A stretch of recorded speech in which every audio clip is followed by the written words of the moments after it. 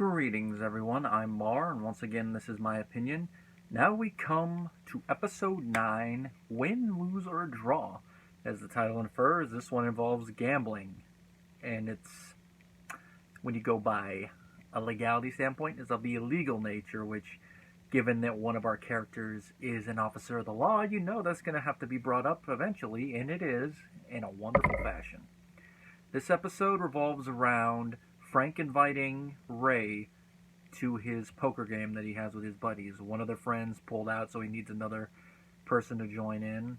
Why? That's a necessity. They never go, but it's probably tradition that they're used to having the full table, and having the empty spot would just seem off. Probably throw off someone's game, and then they'd have something to complain about later. I'm not paying, you threw my game off. The way that Frank brings it up, though, always gets me smiling. You know, Ray, there always comes a time in a man's life where they reach their purpose in the grand scheme of life. And the line that Ray says to Frank in return has become a off and on running gag between me and my friend Jeff as an answer. I'm not getting naked and letting you hold me up to the moon, Dad. Not again. Eventually, Frank wears Ray down, and Ray agrees to go to the game, which they hold at Nemo's after hours. And Nemo, this is where we really see that there's something wrong with how he keeps his kitchen with when he says what they're having. What are you having? Lasagna meatball. You mean lasagna and meatballs? No, lasagna meatball. It's a big meatball with lasagna. You had to clean out the freezer because of the health inspector. The game goes, at first you're going to wonder, alright, is Ray going to win or is anyone else going to win? You see that Ray has a decent rapport with Frank's friends. Most of the time, they seem to be treating him just like their friend's son, and they're asking how he's doing, asking about his sports writing, and they're finding out when he has awards, they're like, wow. And they're like, nothing personal, just your head. So I'm guessing that in addition to having a larger nose, it gives him the nasal voice. I guess he had a bigger head as a kid. He grew into it, though, because he's about 6 feet tall. Technically, the actor's 6'2", but the character's supposed to be 6 foot tall. Well, Ray, thanks to a cut, we see he's actually winning. He has most of the money. And you could tell he's really enjoying it as he says, I'll make a bet as big as my head. And he wins the next couple hands until they decide to play, as Garvin calls it, a man's game. 5-card draw, no draw, which essentially just play the 5 cards you dealt. Which comes down to Frank and to Ray. And off-screen, Frank wins. Now, the way he goads Ray into betting all of his money is excellent, where he looks like he's being a concerned father, which he probably is. But then he's using Ray's overconfidence from how well he's been doing all night against him. And he even brings up a story from Ray's childhood, which is a nice little bit of lore to this whole series, which is that he stuck Cocoa Puffs up his nose. And he's like, I said, don't stick them up your nose. What'd you do? You stick 35 of them up there. Which, 35 Cocoa Puffs. I'm just trying to imagine, how do you stick that many up your nose? I know it's probably hyperbole, but how do you stick them up there? And then they had to go to the hospital. And before the transition, everyone says Frank's trademark phrase, holy crap. And in the end, Ray loses $2,300 to Frank. Which, the scene where he tells Debra that, he's like, 103, with the toothbrush in his mouth. 103, what? Load and frick. And of course, as is to be expected, once she finds out, Debra makes a whole thing of it. It's your father, you can go ask for him back. We're going to get the money back when he dies. Ray is too stubborn to go and ask his dad for the money back, which I understand. He lost it fair and square to his dad.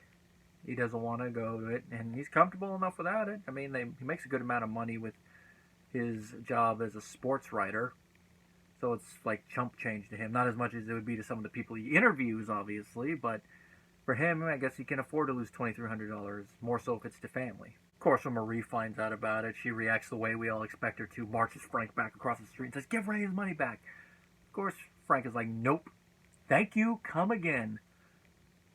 And the best back and forth between those two is when Marie says, if you don't give him back his money, you're not the man I married. And Frank, one of my favorite one-liners, I don't think I've put this in any of the tributes I've done to the character, but his answer is, I win again, which always gets me chuckling, which is why this is an episode I never skip, just because of all the character dynamics. They keep going back and forth about it, and then Robert shows up saying, I was worried, didn't see Mom and Dad, no sandwich, I was worried. They don't want to tell him.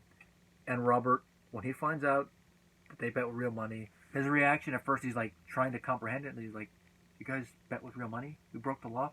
And Frank, not missing a beat, goes, "We gambled. No one got hurt." And just how Robert processes that, I love how Brad Garrett puts this off. He's like, "So what you're saying is it's not against the law if somebody gets hurt," which is kind of an interesting way to look at quote-unquote victimless crimes.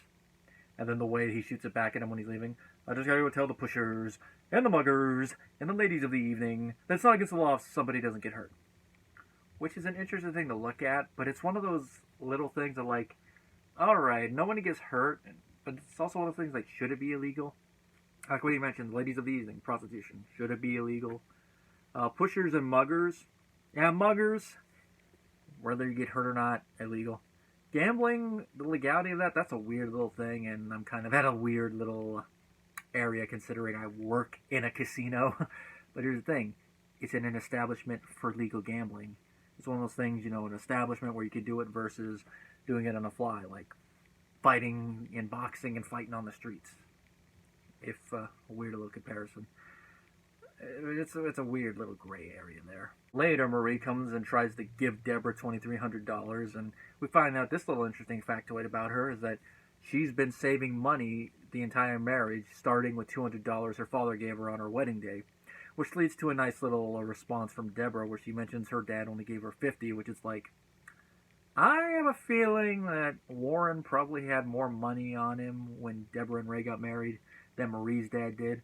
Then again, they never really go into what Marie's parents did, so that's just me highballing there. Like, but how many trips they take? I'm surprised Warren didn't give Debra $200 as well, but works as a quick little throwaway line.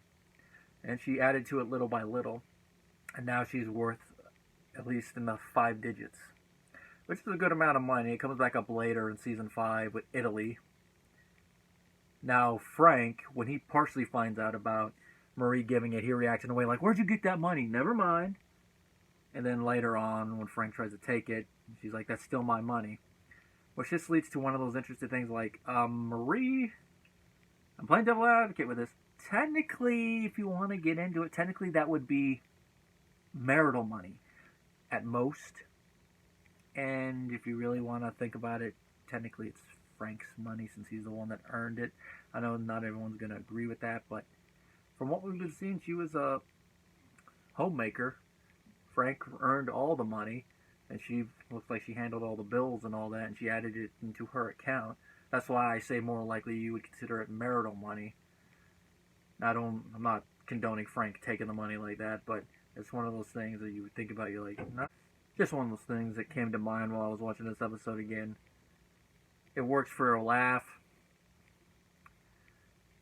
Now, of course, Frank does eventually give the money back when he hears Ray talking about what type of things are going to set for my kids if I just go to my dad and try to make it right. He's like, "Yeah, you should be able to make it right. Here, go be a good dad." He gives him the money back, which leads to him going to try to take the money and Marie popping in and saying, "That's still my money."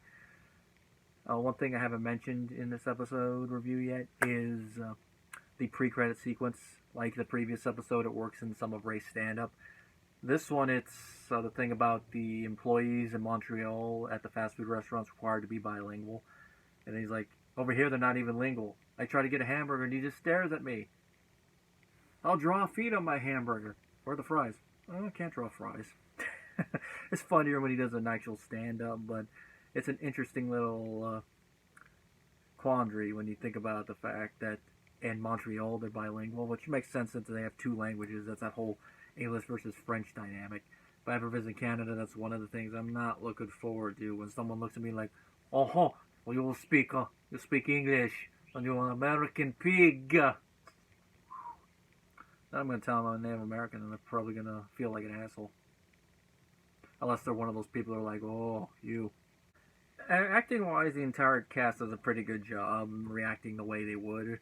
Marie, really blowing a gasket over this, trying to fix it, doing all secretive. There's a nice little moment before Ray blows their little cover where Doris and Patricia really act like they're on the same page with one another. But if you've seen these characters before, if you were just walking the door and see them like that, you know something's up. Ray acts the way you would expect him in this situation where he does not want to act like he's a kid by trying to demand the money back. Peter is Frank, gloating a little bit. He does act like a worried father earlier. He uses that to his advantage, which this is not going to be the first time he does that when it comes to gambling, as we'll see in a later episode that I believe is in season 4, which that one also ties into Ray's job as a sports writer too, so little interesting little thing there.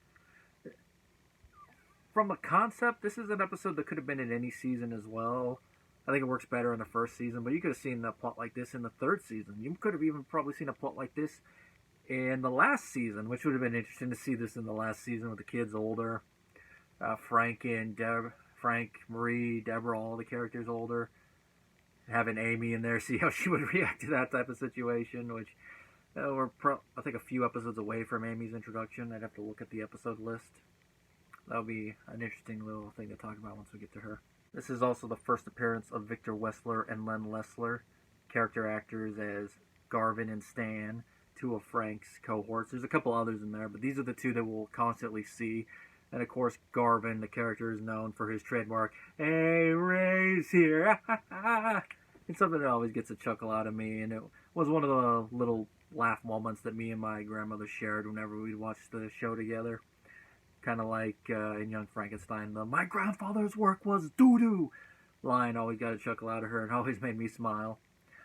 And Garvin, he's always a weird character. This is the episode where they mention he's divorced, which they never really bring it up again in later episodes, but doesn't really have to be brought up.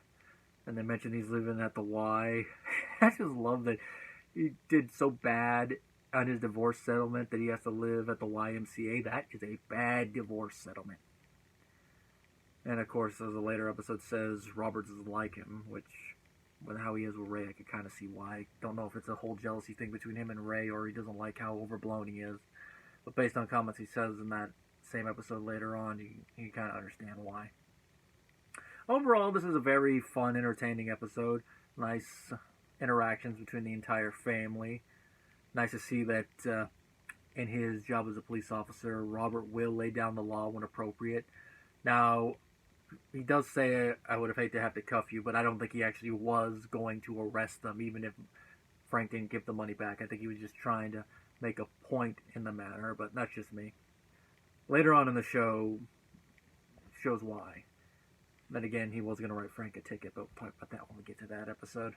And that is Win, Lose, or Draw. Definitely comes with my recommendation to watch, especially if you're just skimming through episodes in the first season just to watch the good ones.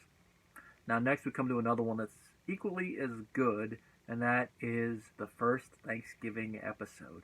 Oh boy, there's going to be some things to talk about in this one, all because of Marie. There's a reason that you might be able to label her a just no mother-in-law.